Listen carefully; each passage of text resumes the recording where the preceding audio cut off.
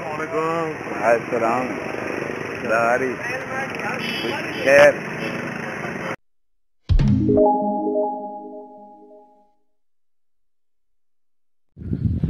हिन भेरे असां हिनखे साईं खे गुज़ारिश कयूं था त पंहिंजो थोरो चहिरो ॾेखारनि।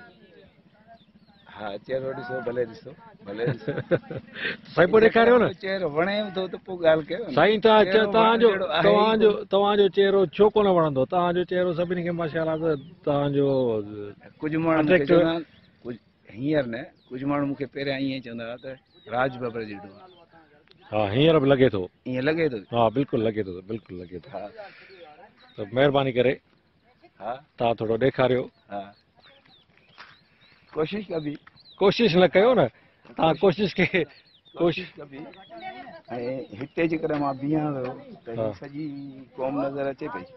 बिल्कुलु हा बिल्कुलु बिल्कुलु तक़रीबन सभु नज़र अचनि पिया। हा सभु अचनि।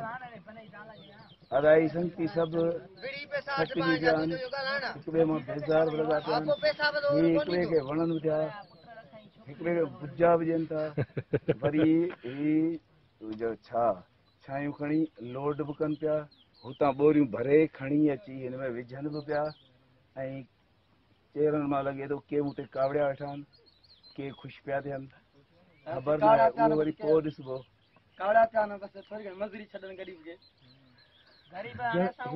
हिकिड़ो गर्मी ॾुखियो कमु।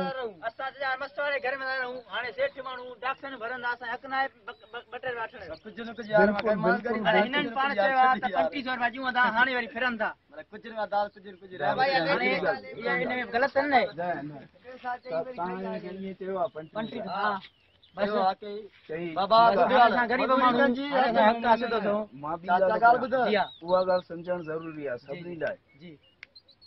हिन चयो 35 रुपया। 3500 रुपया। हा 3500 रुपया। चो लिखत में ॾे। लिखत में ॾे न। सही सही। त तूं 3500 ॾींदे लिखत में ॾिनई सही उन ते सही कई सही तो सही कई सही नथो जे जी हलियो वञ उन वटि ख़र्च वर्च बि कोन करणो पवंदई। शिकायत सेंटर ते हलियो वञ चओ हिन मूंसां ज़्यादती कई आहे सॼो ॾींहुं कमु करायो न 3500 रुपया हाणे मूंखे 5-4 हज़ार खुटाए पइजे हिकिड़े खे खुटाए पइजे हिकिड़े खे ठोकियुनि न केर बि कोन कंदई केर कोन ठोकींदई वध में छा कंदो तूं शिकायत कंदे सॼो राज पियो अथई कम जे लाइ सॼो राज